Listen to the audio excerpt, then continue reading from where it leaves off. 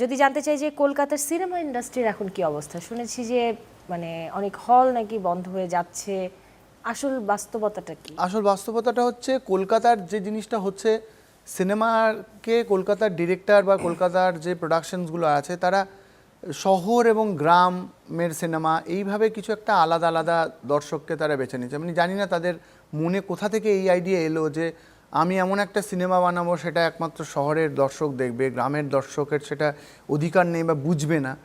তো তাদের মধ্যে এই যে একটা, জানি না এটা কি তাদের ইনক্যাপাবিলিটি নাকি, একটু সমালোচনা করেই বলছি, নাকি কি বলবো, মানে অতি স্পর্ধা যে আমার কাজটা এই এই সার্টেন লোকজন দেখতে পাবে বা বুঝতে পারবে, তাহলে আপনি ভালো কাজ করতে পারছেন না, আমার সেটাই বলবো। তো দ্যাট ইজ এ রিজন, কারণ তারা শহরমুখী সিনেমা বানানোর চেষ্টা করছে, আরবান সিনেমা।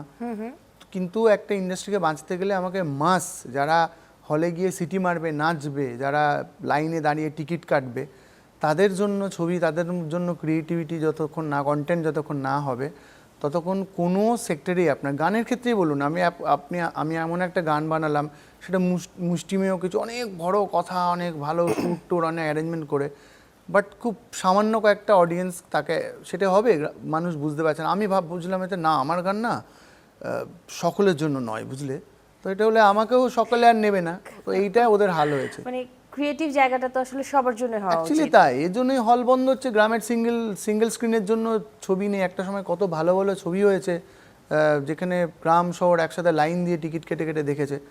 তবে আমার মনে হয় আবার ভালো, আমি খুব পজিটিভ, ভালো স্ক্রিপ্ট এবং ভালো ডিরেক্টর আবার আসবে। তারা কেউ, কোনো ইন্ডাস্ট্রি চুপ থাকে না, এবং ইন্ডাস্ট্রিতে ঠিক কেউ না কেউ এসে তার জায়গা নিয়ে নেয়, পূরণ করেই দেয়।